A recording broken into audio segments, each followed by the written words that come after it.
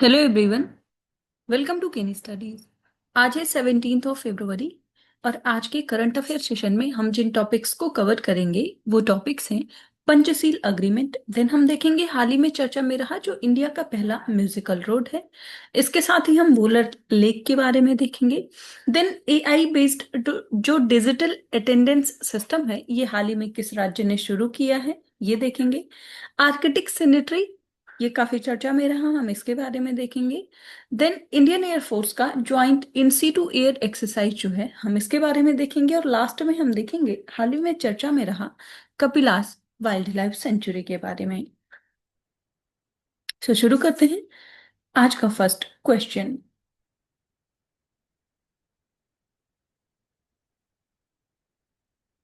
ये रहा आज का फर्स्ट क्वेश्चन।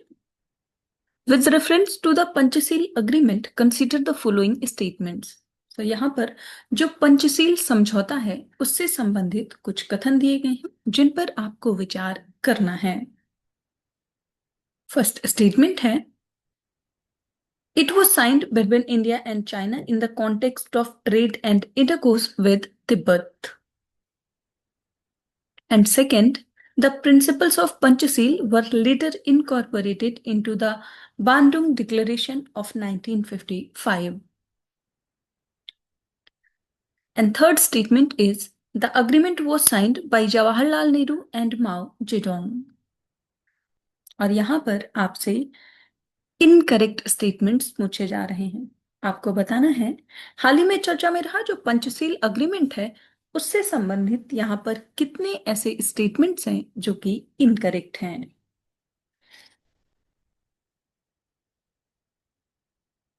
और इस क्वेश्चन में आपका करेक्ट ऑप्शन हो जाएगा ऑप्शन ए। सो यहाँ पर केवल एक ही स्टेटमेंट इनकरेक्ट है, वो है थर्ड, जबकि फर्स्ट और सेकंड स्टेटमेंट यहाँ पर बिल्कुल करेक्ट है। सो थर्ड स्टेटमेंट इनकरेक्ट है क्योंकि ये जो अग्रीमेंट है ये साइन हुआ था बिटवीन पंडित जवाहरलाल नेहरू एंड जो एनएलआई। आप देख सकते हैं डिटेल में। The Panchasheel Agreement or the Five Principles of Peaceful Coexistence was a landmark agreement that aimed to govern the relations between India and China. So, the Panchasheel Agreement was formally articulated in the Agreement on Trade and Intercourse between the Tibet region of China and India. और इसको sign किया गया था 29 अप्रैल 1954 को। So, this agreement recognized Tibet as a region of China and was intended to regulate the trade and pilgrimage between the two countries. So, the principles of Panchasheel were incorporated into the final declaration of the Asian African Conference held in Bandung, Indonesia in 1955.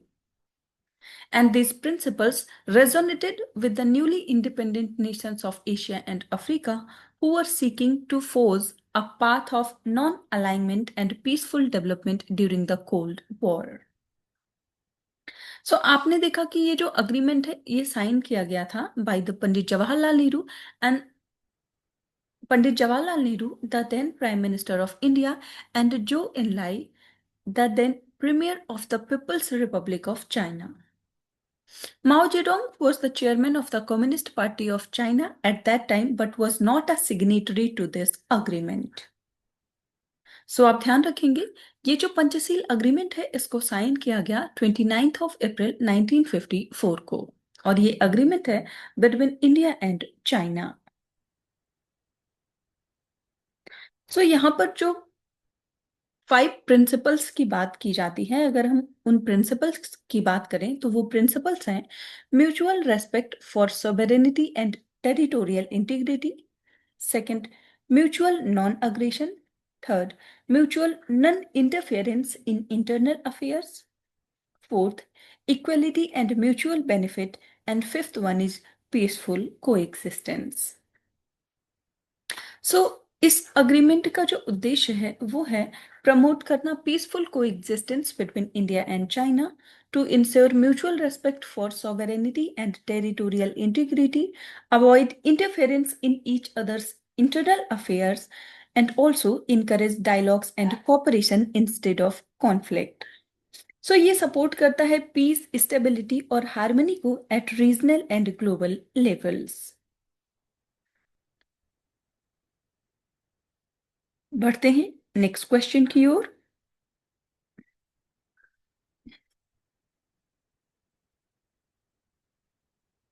India's first musical road, which plays the tune of Jai Ho when vehicles drive over it at a specific speed, has been inaugurated in which city? यहाँ पर आपसे पूछा जा रहा है कि भारत की जो पहली म्यूजिकल रोड है जिस पर एक निश्चित गति से वाहन चलाने पर जय हो की धुन बजती है, इसका उद्घाटन किस शहर में किया गया है? आपके ऑप्शंस हैं बेंगलुरु, मुंबई, हैदराबाद या फिर सूरत। आपको बताना है हाल ही में चर्चा में रहा जो भारत का पहला म्यूजिकल रोड है उसका उद्घाटन किस शहर में किया गया है। और इस क्वेश्चन में आपका करेक्ट ऑप्शन हो जाएगा ऑप्शन बी। सो ये किया गया है मुंबई में। आप देख सकते हैं India's first musical road was recently inaugurated in Mumbai, specifically on the Bandra-Worli Sea Link, and the road features specially designed rumble strips that vibrate against vehicle tires to play the melody of the Oscar-winning song Jai Ho by A.R. Rahman. So the musical effect is activated only when a vehicle passes over the stretch at a constant designated speed, usually around 70 to 80 km per hour. And the primary objective of this project is to encourage safer driving habits and prevent speeding by providing an auditory reward for maintaining the correct speed. अगर हम ये जो musical road concept है इस concept की बात करें तो the concept of musical roads originated in Denmark in 1995 and had since been implemented in the countries like Japan, South Korea and USA. Musical road की जो टेक्निकल वर्किंग है अगर हम इसकी बात करें तो this use the physics of sound and vibration created by varying the spacing between groups on the road surface. आप ध्यान रखेंगे इसको इनॉग्रेट किया गया है by the Maharashtra chief minister Devendra Fadnavis.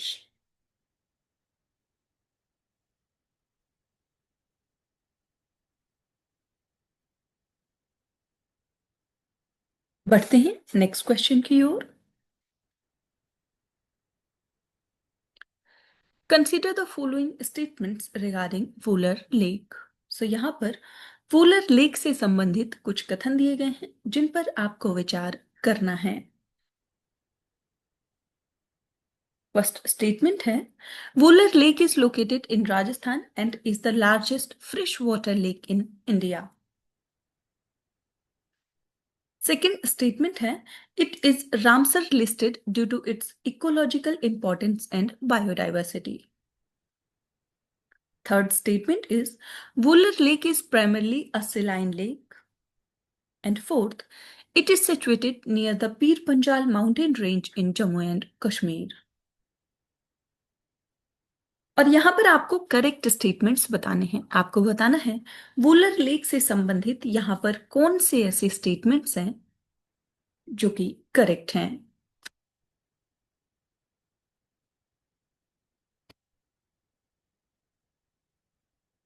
यहाँ पर वूलर लेक से संबंधित स्टेटमेंट्स दिए गए हैं और आपको बताना है कि इस लेक से संबंधित यहाँ पर कौन से ऐसे स्टेटमेंट्स हैं जो कि करेक्ट हैं। और इस क्वेश्चन में आपका करेक्ट ऑप्शन हो जाएगा ऑप्शन बी। यहाँ पर आपका सेकंड और जो फोर्थ स्टेटमेंट है वो करेक्ट है जबकि फर्स्ट और थर्ड स्टेटमेंट इनकरेक्ट है। फर्स्ट स्टेटमेंट में ये कहा जा रहा है कि ये राजस्थान में स्थित है, ये इनकरेक्ट है, ये है जम्मू एंड कश्मीर में। और थर्ड स्टेटमेंट में बताया जा रहा है कि ये एक सेलाइन लेक है, ये भी इनकरेक्ट है क्योंकि ये एक फ्रेश वाटर लेक है। आप यहां डिटेल में देख सकते हैं। Wular Lake is the largest freshwater lake in India and the second largest freshwater lake in Asia. and it is located in the Bandipur district of Jammu and Kashmir. This lake is fed by the river Jhelum, and the lake lies at an altitude of 1580 meters on the foothills of Harmugh mountain. So this lake is spread over a total area of 200 square kilometer, covering almost 24 kilometer in length and 10 kilometer in breadth. The lake basin was formed as a result of tectonic activity, and it is also said to be the remnant of Satisar Lake that existed in ancient times. So this lake also has a small island in its center called the Jena Lung. So this island was constructed by the King Jainulabdin. In 1990, it was designated as a wetland of the international importance under the Ramsar Convention. सो आप ध्यान रखेंगे, हाल ही में चर्चा में रही जो Wular lake है वो इंडिया की लार्जेस्ट फ्रेश वाटर लेक है और साथ ही second largest fresh water lake है एशिया की। ये जम्मू एंड कश्मीर में स्थित है और 1990 में इसको वेटलैंड का दर्जा दिया गया under the Ramsar convention.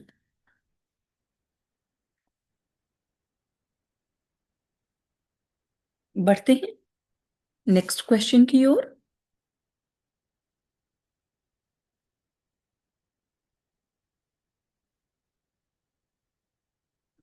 Which state has recently introduced an artificial intelligence based digital attendance system for its MLAs in the state assembly to ensure accountability?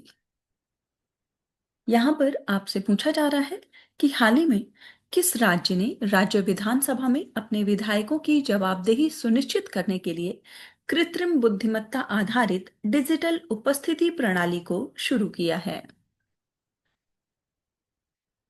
आपके ऑप्शंस हैं तेलंगाना, कर्नाटका, तमिलनाडु या फिर Andhra Pradesh.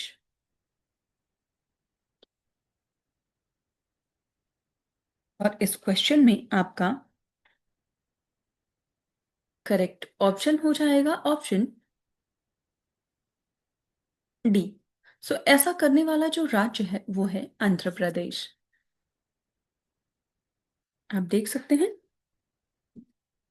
in February 2026, Andhra Pradesh became the first state in India to introduce an AI-based facial recognition system for recording the attendance of its legislatures in the state assembly. So this system was introduced by Assembly Speaker Chintekala Ayanna Patrudu at the commencement of the budget session on the 11th of February 2026. So this system utilizes AI and facial recognition technology through PTZ cameras installed inside the house. Attendance is recorded automatically only when a member sits in their designated seat, effectively ending the practice of shining and leaving or proxy attendance. सो आप ध्यान रखेंगे भारत का वो पहला राज्य जिसने AI based facial recognition system शुरू किया है अटेंडेंस को लेकर के अपने स्टेट असेंबली में, वो है आंध्र प्रदेश। सो ये जो सिस्टम है इसका ऑब्जेक्टिव है to ensure transparency, accountability and the physical presence of MLAs during legislative proceedings.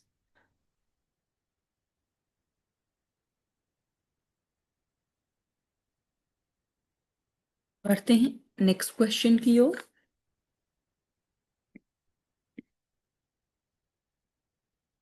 Which organization launched new Arctic mission named Arctic Sentry to strengthen regional security? यहां पर आपसे पूछा जा रहा है क्षेत्रीय सुरक्षा को मजबूत करने के लिए किस संगठन ने आर्कटिक सेंट्री नामक नया आर्कटिक मिशन शुरू किया है? आपके ऑप्शंस हैं यूरोपीय Union, North Atlantic Treaty Organization यानी कि NATO, United Nations Security Council या फिर नन ऑफ द अबव। यहाँ पर आपको बताना है कि हाल ही में क्षेत्रीय सुरक्षा को मजबूत करने के लिए जो आर्कटिक सिनेट्री नामक एक नया मिशन लॉन्च किया गया है, उसको किस संगठन ने लॉन्च किया है? और इस क्वेश्चन में आपका करेक्ट ऑप्शन हो जाएगा ऑप्शन बी। सो ये किया है नेटो ऑर्गेनाइजेशन ने। आप देख सकते हैं, North Atlantic Treaty Organization launched new Arctic mission named Arctic Sentry to strengthen regional security. NATO की बात करें तो ये एक पॉलिटिकल मिलिट्री अलायंस है formed in 1949 after signing the North Atlantic Treaty, and it currently has 32 member countries and headquartered in Brussels, Belgium. So Arctic Sentry is led by the Joint Force Command Norfolk.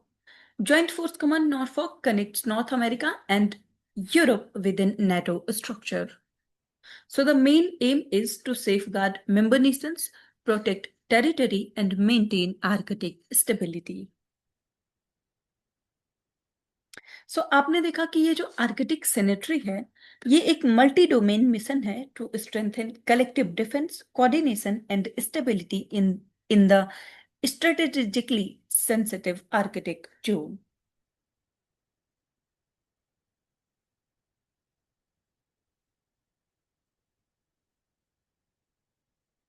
बढ़ते हैं next question की ओर।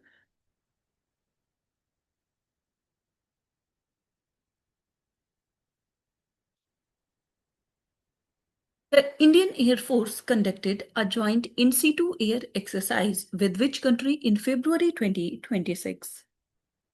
यहाँ पर आपसे पूछा जा रहा है, भारतीय वायुसेना ने फरवरी 2026 में किस देश के साथ संयुक्त हवाई अभ्यास किया है? आपके ऑप्शंस हैं वियतनाम, इंडोनेशिया, थाईलैंड या फिर मलेशिया।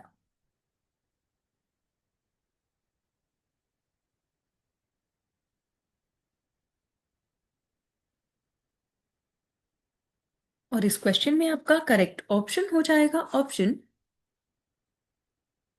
सी। ये कंट्री है थाईलैंड। सो हाल ही में इंडियन एयरफोर्स ने जो ज्वाइंट इंस्टीट्यूट एयर एक्सरसाइज किया है वो किया है थाईलैंड के साथ। आप देख सकते हैं, Indian air force is conducting joint institute air exercise with the Royal Thai air force to improve coordination and interoperability. So, Indian Air Force is deploying Sukhoi 30 MKI, Airborne Warning and Control System, Airborne Early Warning and Control, and the IL-78 Mid-Air Refueling Aircraft. So, Royal Thai Air Force is participating with the Gripen fighter aircraft, and the exercise strengthens Indo-Thai defense cooperation and regional security synergy. सो आप ध्यान रखेंगे, हाल ही में चर्चा में रहा जो joint in situ air exercise है, इसका आयोजन किया गया है between the Indian air force and Thailand air force. बढ़ते हैं नेक्स्ट क्वेश्चन की ओर।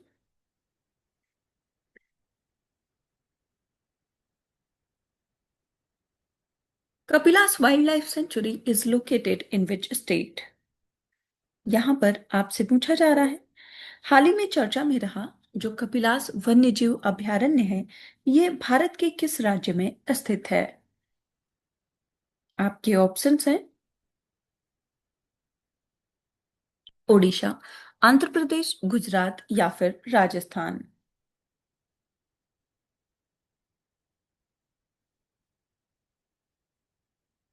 और इस क्वेश्चन में आपका करेक्ट ऑप्शन हो जाएगा ऑप्शन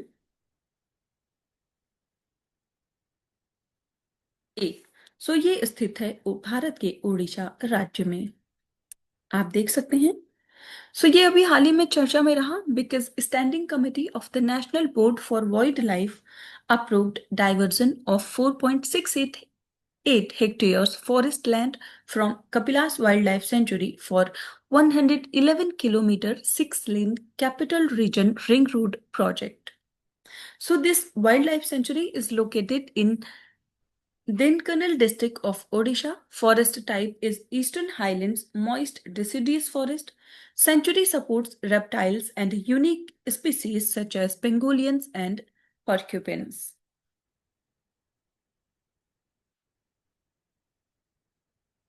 इसके साथ ही फ्लोरा की बात करें तो this wild life sanctuary is dominated by sal trees and a rich variety of flora like amla teak and Kadam.